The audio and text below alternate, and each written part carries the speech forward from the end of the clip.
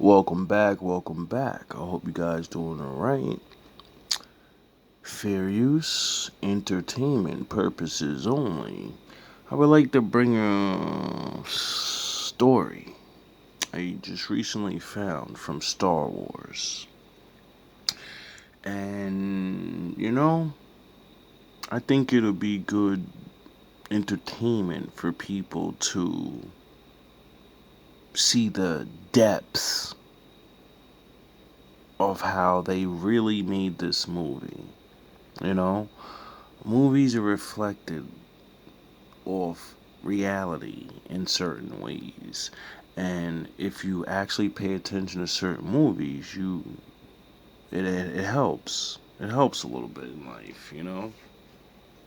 And sometimes if you're creative like me, well then it'll help you in your creativity.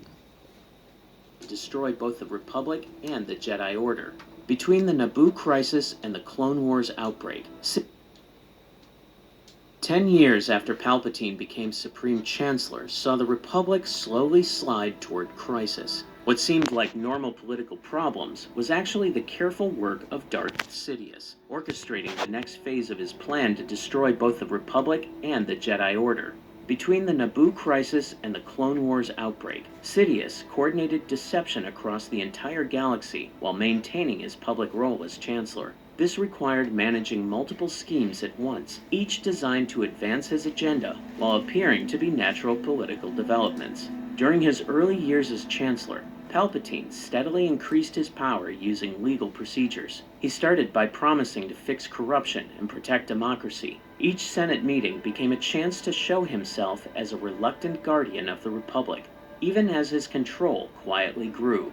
Palpatine's skill with Senate rules was key to his rise. He knew how to use delays, debate schedules, and voting procedures to get the results he wanted. When opponents challenged him, he would bring in testimony from affected worlds or reveal intelligence to push for immediate action. He also built connections with important senators from both core and frontier worlds. The Trade Federation still held power in the Senate, giving Palpatine plenty of chances to manipulate events. Even after the Naboo crisis, corporate leaders like Lot Dodd kept their seats. Palpatine fueled arguments over trade routes and taxes, pretending to be the peacemaker while secretly setting up the very problems he then solved.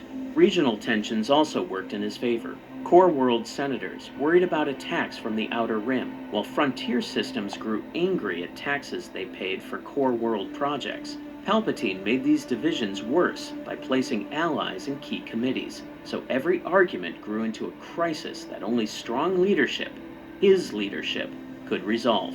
The turning point came in 22 BBY, when Jar Jar Binks, serving as Naboo's junior representative, proposed giving Palpatine emergency powers to face the Separatist threat.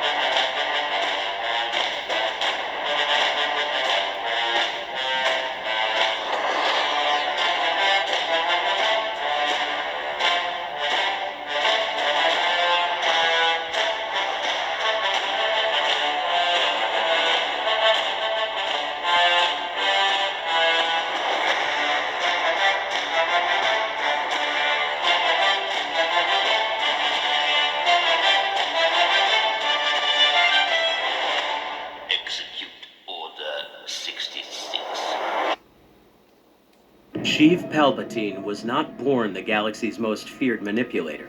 On the surface, he appeared to be the son of a wealthy family on the peaceful world of Naboo. But inside him was a darkness that would one day destroy his family and the entire galaxy.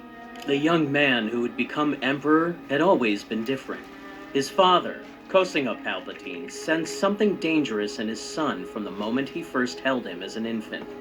The child fought against being held with a strength that was impossible for his size and age. Where other parents saw typical rebelliousness, Kosinga saw cold calculation. Where others heard youthful ambition, he heard something far more unsettling: As Sheev grew older, his father used his wealth and influence to cover up his crimes, rescuing him from situations that would have landed anyone else in a correctional facility. Each scandal avoided only deepened the hatred between father and son. By his teens, Sheev had found a mentor who understood his true nature. The wealthy banker Hago Damask saw potential that others failed to recognize. By his teens, Sheev had found a mentor who understood his true nature. The wealthy banker Hago Damask saw potential that others failed to recognize. Under Damask's influence, Sheev learned that power was not given but taken, that the strong ruled while the weak served, and that sentiment was a luxury he could not afford. The final confrontation with his father came aboard the family starship. Kosinga had arranged to send Sheev away to Chamal Minor, attempting to separate him from Hago Damask's influence. The argument escalated as father and son hurled bitter truths at one another. Kosinga admitted he hated his son enough to want to kill him from the start. When he took a step toward Sheev, something erupted from within the young man. A power he had always felt, but never fully unleashed, exploded outward, hurling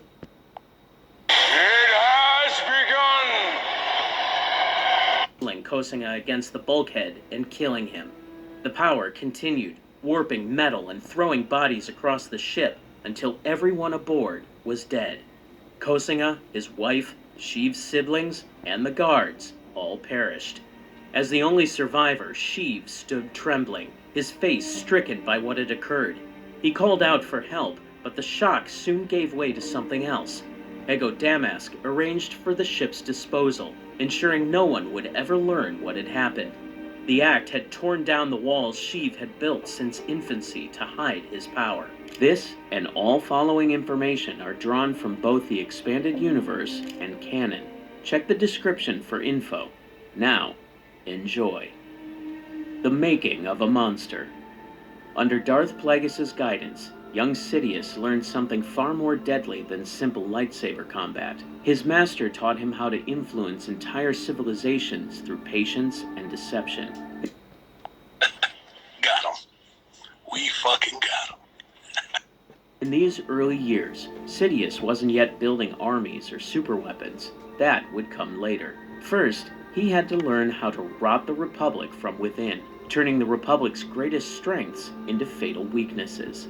The change began the moment Sidious entered the Galactic Senate as Naboo's new representative.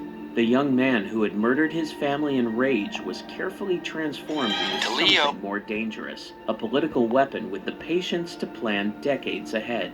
Plagueis knew that creating the ultimate Sith Lord required something more than raw power. It needed complete mastery of lies on a galactic scale. Senator Palpatine's public persona became a tool of manipulation. By day, he appeared to be the perfect civil servant.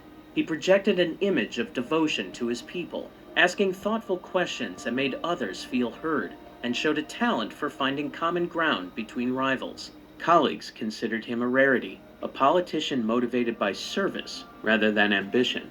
But every gesture was fake. Every expression of concern was planned. Every moment of apparent weakness was designed to create specific effects. Plagueis had taught him to plant ideas so cleverly in others' minds that they believed the thoughts were their own. True power came not from forcing compliance, but from making beings desire what served the Sith's purposes. As Sidious developed his craft of deception, a terrible truth was growing in their relationship. The twisted bond meant Plagueis was teaching him everything he would need to commit the ultimate betrayal. Plagueis watched these developments with growing approval. The young Sith understood what his master called the politics of inevitability. This meant creating conditions where people would naturally choose paths that served Sith interests while believing they were making free decisions. But I know the truth. There's no going back. You've changed things. Forever. Then why do you want to kill me? I don't want to kill you. What would I do without you? Go back to ripping off mob dealers? No. You complete me. You're garbage. You kills for money. Don't talk like one of them. You're not. even if you'd like to be. To them, you're just a freak. Like me. Every crisis Sidious engineered polished his image as a problem solver. Every conflict he ended expanded his influence, and every favor he granted became a debt he could one day collect. This was the most devastating aspect of Sidious's training. His master was both his ally and ultimate enemy. They need you right now. When they don't, they'll cast you out. Like a leper. See, their morals, their code. It's a bad joke. Dropped at the first sign of trouble. They're only as good as the world allows them to be. The rule of two wasn't simply a numerical limitation on Sith membership. It was designed to ensure the dark side's power through constant challenge. Each apprentice was forced to grow strong enough to eventually battle their master to the death. There could be no retirement from Sith service, no peace to eventually battle their master to the death. There could be no retirement from Sith service, no peaceful transition of power, no sharing of ultimate authority. And one day, Sidious would need to kill the being who had saved him, taught him, and shaped him into everything he had become.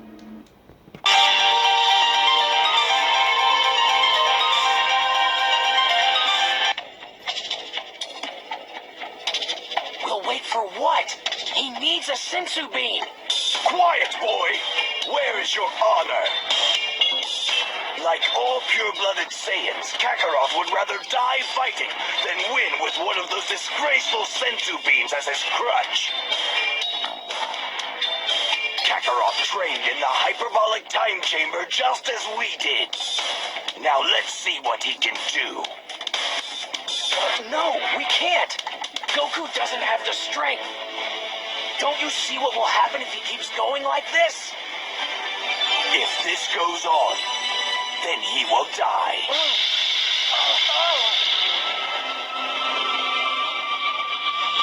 But that will be his decision. It is painfully clear at this point that no one among this group is stronger than Kakarot is. Not even myself. So he deserves to have the fight of a true warrior. And that means to the death. While we all just stand here and watch, I won't be part of it! Each apprentice was forced to grow strong enough to eventually battle their master to the death. There could be no retirement from Sith service, no peaceful transition of power, no sharing of ultimate authority. And one day, Sidious would need to kill the being who had saved him, taught him, and shaped him into everything he had become. Side note, because I'm a little ahead of the game, his master was a Sith Lord, right?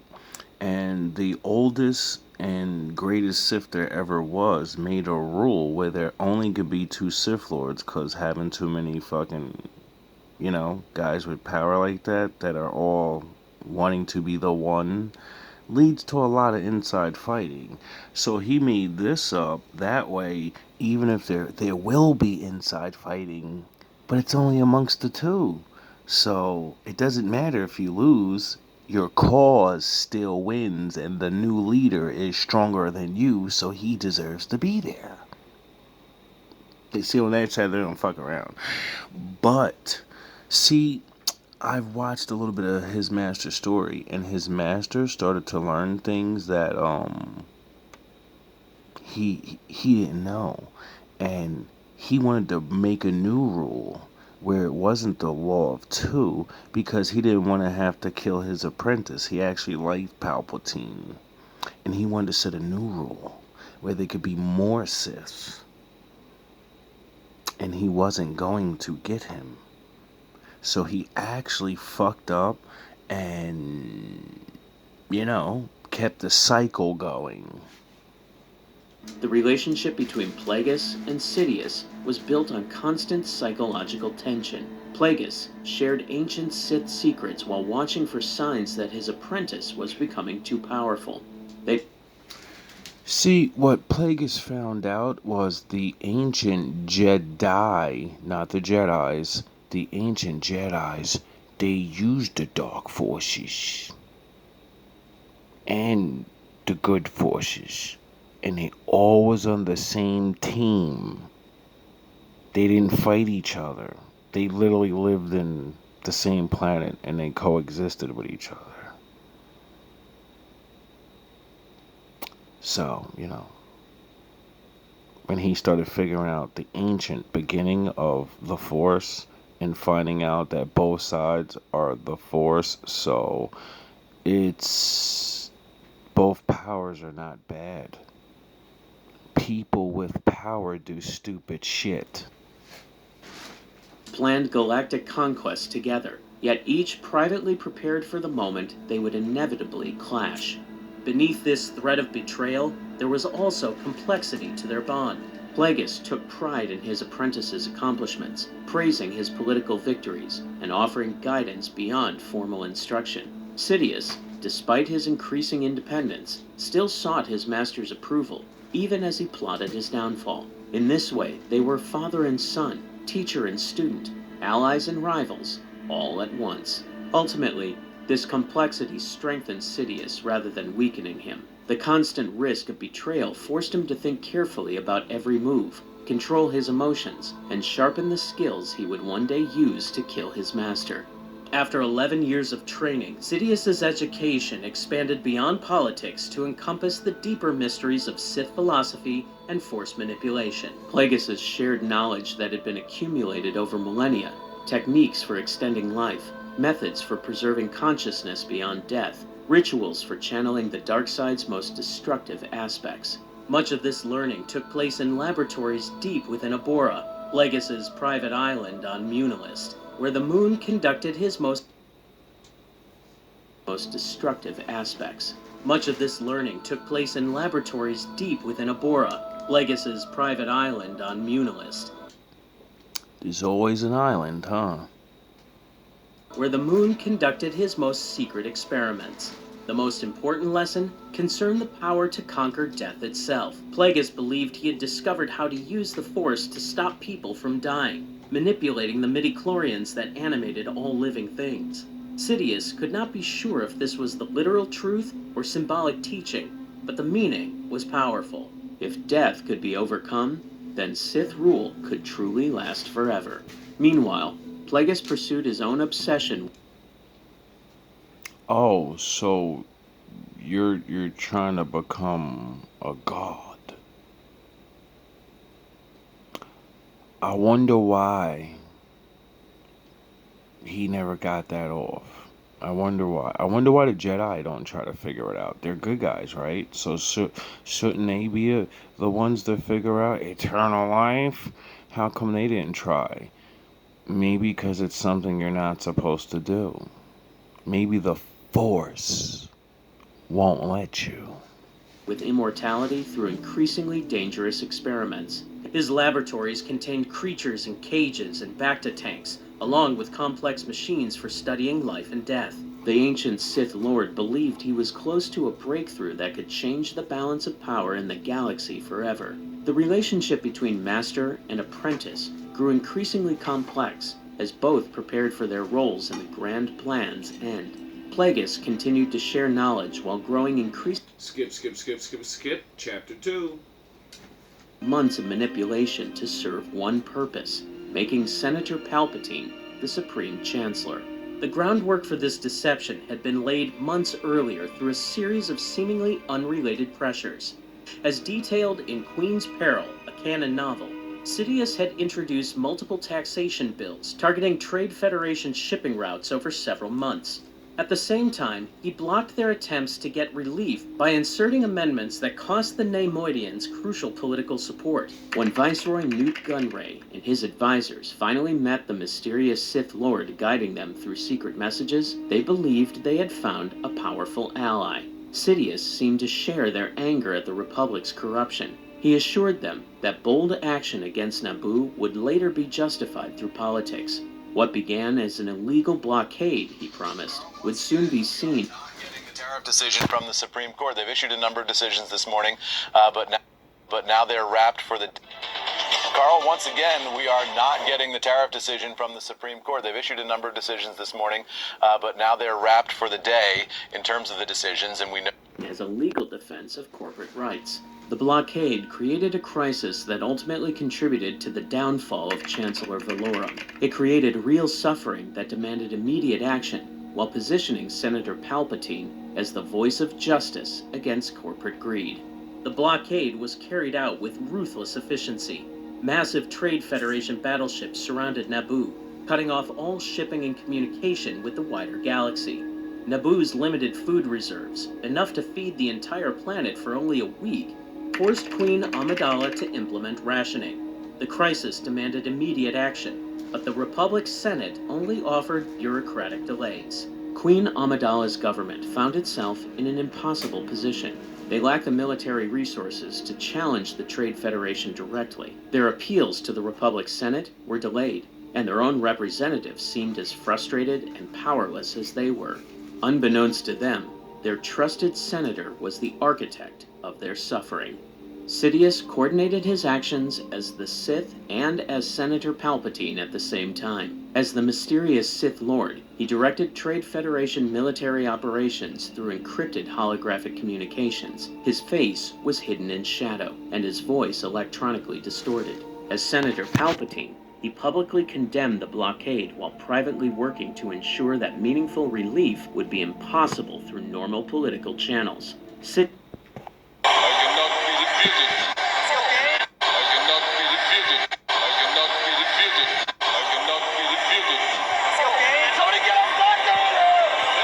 carefully coordinated each command with his public persona.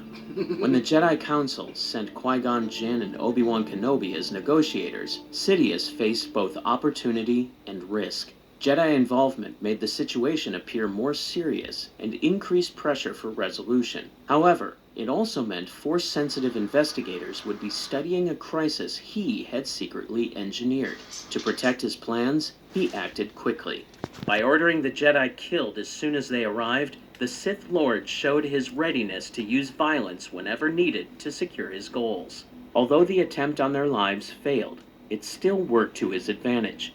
You know, I got all this shit hanging over my head. But you off trying to start a war with our partners. The nigga diss me every time I see him. Acting like he the one in charge and shit. In Compton, he is the one. You lose.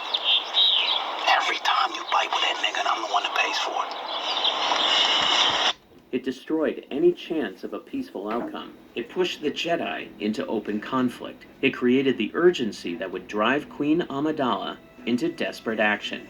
The deployment of Darth Maul represented perhaps the greatest risk Sidious had taken since the beginning of his political career. And you gonna get off his corners? You gonna leave his people be? Or you the one that's gonna find yourself a new plug? You don't mean that shit? The fuck I don't. I built this shit. Me. Brick by brick. And I'll be damned if I let you tear it down just because you don't like the way another nigga talk.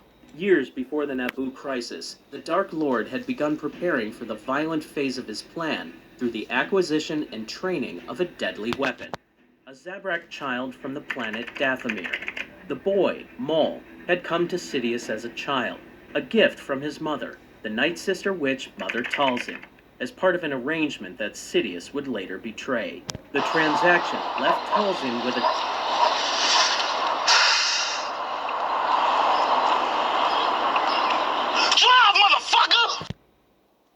grudge that ran. You said that your people have been fighting for 400 years. And your people's too. So I just want you to explain what you mean by that. You know what I'm talking about. Y'all all know what I'm talking about, man. Don't sit up here and try to bait. Done for promises that were never kept. For Sidious, the result was ideal. A Force-sensitive boy young enough to be molded completely, with no competing loyalties or moral foundations to overcome. The separation was calculated and cruel, exploiting a mother's ambitions to sever a family bond and create a weapon of pure hatred. Sidious subjected the young Zabrak to relentless conditioning, psychological manipulation, and exposure to the dark side's most corrupting influences. Pain became Maul's teacher. Survival his only goal. Rage was shaped into focus, desperation into strength, and abandonment into absolute loyalty. Maul's early missions tested his conditioning while advancing Sidious's political schemes. He eliminated rivals who could not be bought or manipulated. He gathered intelligence on Jedi movements and Republic military capabilities. He struck terror into criminal organizations that refused to cooperate with Sith plans. Oh, you motherfuckers. Okay. All right. I'm putting cases on all you bitches. Huh? You think you can do this shit? Jay! You think you can do this to me? You motherfuckers will be playing basketball in Pelican Bay! Each success earned him nothing more than the privilege of serving again. The relationship between master and apprentice was built on fear, not affection. Sidious offered no warmth, no genuine guidance, no hope of eventual independence. When I get finished with you, shoot program, nigga. 23-hour lockdown. I'm the man up in this piece. Maul existed to be used and, when necessary, discarded. This dynamic shaped how they worked together for over a decade, creating a tool made for the kind of violence needed in the grand plan. As the crisis deepened and Queen Amidala escaped Naboo to seek help on Coruscant, Sidious prepared for the most delicate phase of his manipulation. The young queen would need to be convinced that Chancellor Valorum's government was too corrupt and ineffective to save her people. This conviction would have to arise naturally from her own observations rather than direct suggestion. Her call for new leadership had to appear to be her own idea. If Amidala called for change, Sidious's rise would be unstoppable. The vote of no confidence proceeded exactly as Sidious had calculated. Valorum's government, already weakened by previous scandals and government failures, proved unable to provide decisive leadership. Compared to the suffering of Naboo's people, the Chancellor's slow diplomacy seemed weak. That's why, when Queen Amidala called for new leadership, her voice carried undeniable power in the Senate. The election campaign revealed Sidious's skill at political theater. While You'll never see the light of who the fuck you think you fucking with. I'm the police. I run shit here. You just live here. his rivals, Ainley Team of Malastari and Bail Antilles of Alderaan, relied on experience and established networks, Palpatine presented himself as a humble servant, forced into prominence by tragedy. His speeches stressed duty over ambition, service over power, and competence over ideology. Every detail of his public persona was designed to exploit the biases of the Senate and go. Yeah, that's right, you better walk away. Go on, walk away, because I'm going to burn this motherfucker down. Galactic media. His seeming reluctance to seek higher office made him appear trustworthy. His understanding of the Naboo crisis showed he could handle pressure. His modest background and soft-spoken manner suggested he would respect democratic oversight more than career politicians. The election results marked a decisive win for both Palpatine and the Sith Grand Plan. As Supreme Chancellor, he gained unprecedented support, a mandate for reform, and the trust of colleagues. Yet Sidious's greatest triumph came that very night. In Darth Plagueis, a Legends novel by James Luceno. Now, end this! Sorry to disappoint you, Yugi. Huh? You triggered my trap card! The newly elected Chancellor visited his master at Plagueis' Coruscant residence. The ancient moon, drunk with celebration, had let down his guard. The irony was perfect. The being who had taught Sidious everything about betrayal had made himself vulnerable at the peak of their shared victory. The murder of Darth Plagueis was accomplished with calculated cruelty. Sidious attacked with Force lightning, targeting his master's breathing device. Got him. We fucking got him. The lightning destroyed the transpirator, suffocating Plagueis. Though the moon tried to gather the Force to defend himself, he was too intoxicated and oxygen deprived to resist.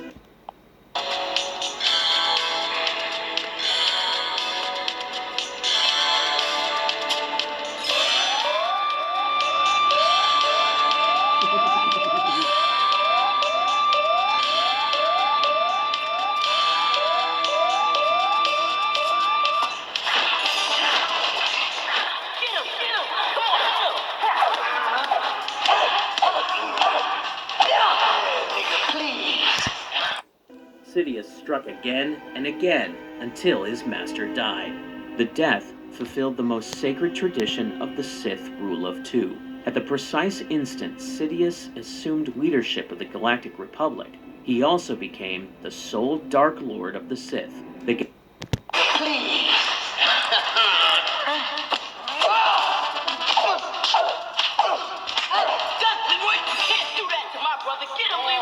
Galaxy's democratic institutions had remained. And the Jedi rebellion has been foiled. What's happened? The Chancellor's been elaborating on a plot by the Jedi to overthrow the Senate. And the remaining Jedi will be hunted down and defeated. Place their greatest enemy in charge of the very government designed to protect them. The Jedi Council, despite their growing sense that the dark side was somehow involved in recent events, they had no idea their ultimate enemy now controlled the state they served. The resolution of the Naboo crisis marked a crucial step in Sidious's rise to power. The Battle of Naboo ended with the Trade Federation defeated, Queen Amidala freed, and the mysterious Sith who had threatened the galaxy seemingly dead. To most in the Republic, it looked like good had won through democracy and Jedi protection. I have brought peace, freedom, justice. I have brought peace, freedom, justice. I have brought peace, freedom, justice, and security to my new empire. Your new empire? Don't make me kill you. Anakin, my allegiance is to the Republic, to democracy. If you're not with me, then you're my enemy.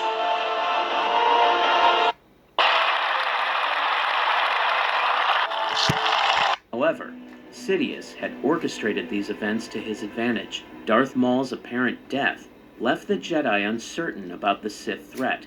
Though they suspected another Sith might exist, they had no idea it was Palpatine, allowing Sidious to operate freely. The Legends novelization of The Phantom Menace by Terry Brooks reveals that Sidious was furious and bitter about losing his apprentice, blaming bad luck and chance for Maul's defeat. However, he considered the loss acceptable. He had achieved his primary goal of becoming Supreme Chancellor.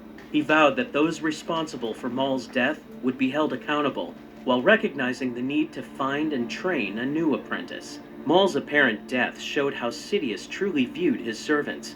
Within hours of confirming his apprentice's fate, the Sith Lord had already begun considering replacements. The ease with which he moved on from Maul's apparent death foreshadowed how he would treat all future apprentices. Count Dooku, despite his noble heritage and political value, would prove equally expendable when his usefulness ended. Even Anakin Skywalker, the prophesied chosen one, would be valued only for what he could provide rather than who he was. To the Sith Lord, people only mattered if they could help him win. And the Jedi rebellion Part 2 coming soon.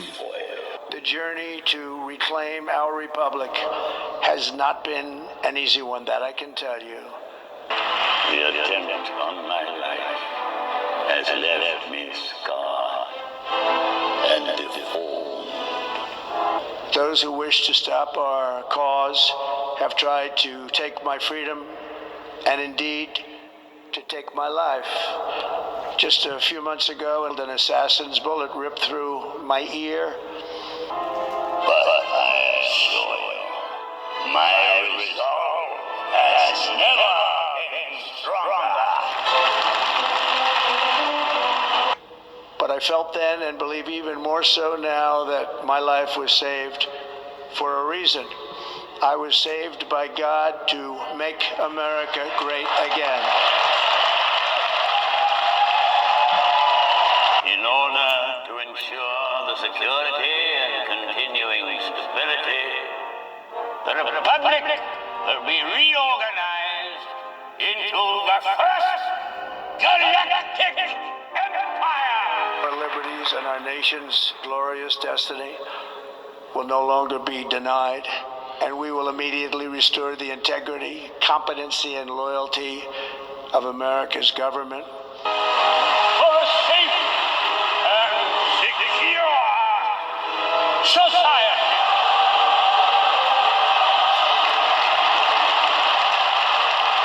Thank you very much. So this is how liberty dies. With thunderous applause. First billionaire didn't. You don't find that suspicious? You don't find that suspicious? You don't find that suspicious? There is no dark side, nor a light side. There is only the Force. I will do what I must to keep the balance. The balance is what keeps me together. There is no good without evil, but evil must not be allowed to flourish. There is passion, yet emotion. Serenity, yet peace. Chaos, yet order. I am the wielder of the flame, the protector of balance. I am the holder of the torch, lighting the way. I am the keeper of the flame, soldier of balance. I am the guardian of balance. I am a gray Jedi.